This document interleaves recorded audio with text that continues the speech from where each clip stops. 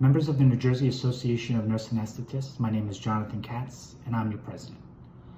Obviously, we've all been dealing with the crisis, including myself, whether it be working on the front lines or having no work at all. Many of you have been asking the State Association what you can do to help, and I truly appreciate the outpour of support.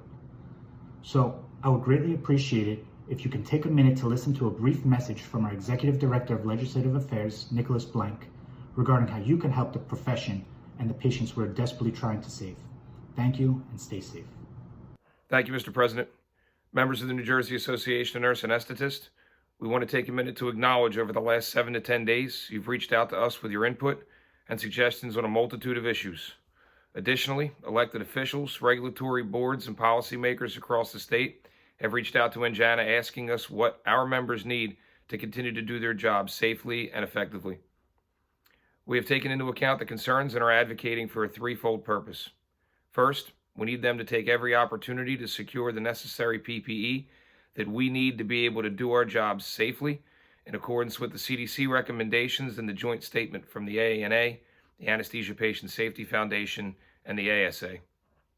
Secondly, some of you will no doubt be displaced from your positions as a result of exposure to this virus, and we are employing lawmakers and regulators to consider the specific nature of our work and its compensation when it comes time to filing for extended sick leave or filing for long-term or short-term disability associated with your exposure to the virus. No one knows how challenging your recovery might be if you're lucky enough to survive a critical care stay associated with your exposure. Lastly, CRNAs, also known in New Jersey as APN anesthesia providers, have been specifically asked by facilities to function in supervisory roles, overseeing teams of critical care nurses and assisting in ventilatory support, intubations, placing central lines. We're asking the state of New Jersey and its lawmakers to remove unnecessary barriers associated with our profession, such as the joint protocol, so that we can readily step into these roles legally and continue saving more lives together. On final note, we recently received copies of a disgusting letter by the ASA encouraging facilities to exploit the RN part of our credential, thereby putting additional pressure on CRNAs to expose themselves to the virus in order to continue being paid. Let me say this very clearly.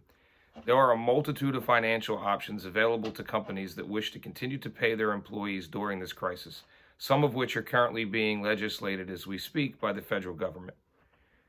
If your company is refusing to pay you as a result of the aftermath of this virus, it says much more about the corporate culture of your company than it does about their current financial affairs. We're asking you to please consider very carefully what roles you will fill as this crisis continues to worsen.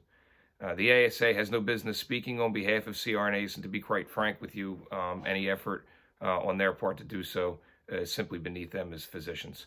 Please click the link associated with this message. We're asking you to sign this letter, and together we will send these lawmakers a very clear and concise message.